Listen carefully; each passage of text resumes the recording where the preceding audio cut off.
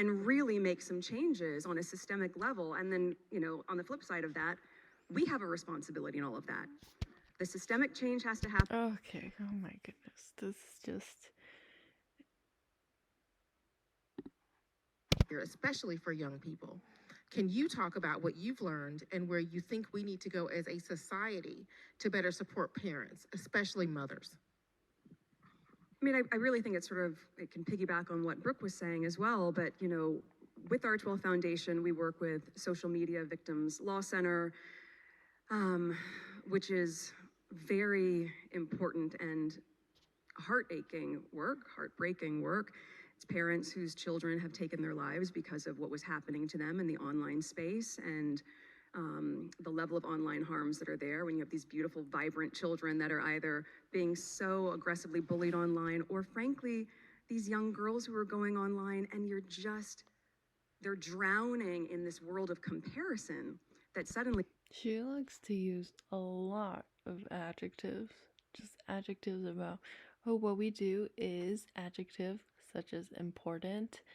And then this is really important because these children are suffering, and then we have to do it. We have to help them make it safer and happier and better, cleaner, etc. environment. Like, it's a template. It's a template that she constantly uses. Harry too. It's that's why I'm sort of skipping. It's just like I would prefer sleeping than listening to this. Value in being alive. So we've worked really actively with these parents to be there with them in their grief, but also in the interest of affecting change. Yeah, she mentions that, which brings me back to the World Mental Health Day.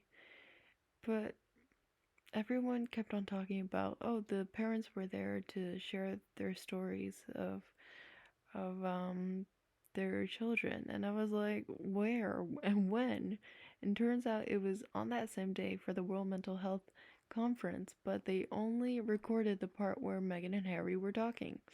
So it's like, are you even advocating for it at all? Like, where's the awareness?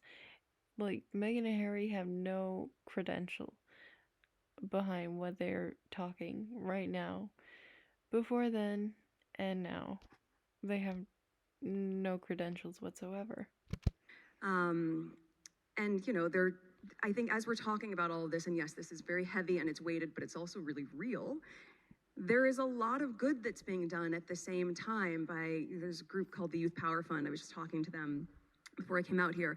They are working so hard as young people who are in it, saying, this isn't making sense for us. We are not just a number or a statistic, and our lives matter, our sense of self and our sense of purpose matters. So there's a lot of action that's happening, to your point earlier as well, working as a collective. I mean, you mentioned Gloria. Gloria Steinem is one of the people that will say any sort of work that you're doing that is in the direction of good, you've got to make it fun. So even though all this is weighted, she loves working on a campaign. I was looking at these two, they're like agreeing, and then Katie Kirk is like, what? Maybe she's still processing, maybe that's her resting face, but I just thought it was so funny. She loves what happens when you come together and you go, you know what, inch by inch, we're getting closer to seeing a much better place and certainly a better online world. And I think we all just have a responsibility there to weigh in. As moms, it is a really, especially as I was saying earlier, when you're a new mom, it is a really vulnerable time. And the effect that social media can have on new mothers, I mean, even just the lack of sleep because they spend all this time scrolling, but it can also be really dizzying for them to see this portrayal of motherhood that looks so perfect when we all know it's not perfect. We all know that it's messy. I'm fortunate in that, amongst the privileges that I have in my life, I have an incredible partner. Oh my gosh. My husband is such a hands-on dad and such a supporter of, because he can't get no job, of me and our family, and that I don't take for granted. That is a real blessing. But a lot of people don't have that same level of support. So I think for us, it's just trying to put the safeguards. Yeah, again, like, okay, she seems to acknowledge that she does have the privileges of not having to really be a working parent, and she acknowledges that she does have privileges that not all mothers have. But at the same time, that begs the question, then why are you on this panel to talk? Like, if you don't have the experience to talk about being a working mother or having any experience of actual initiatives that you're doing for women and mothers, then what are you even doing here talking for these people?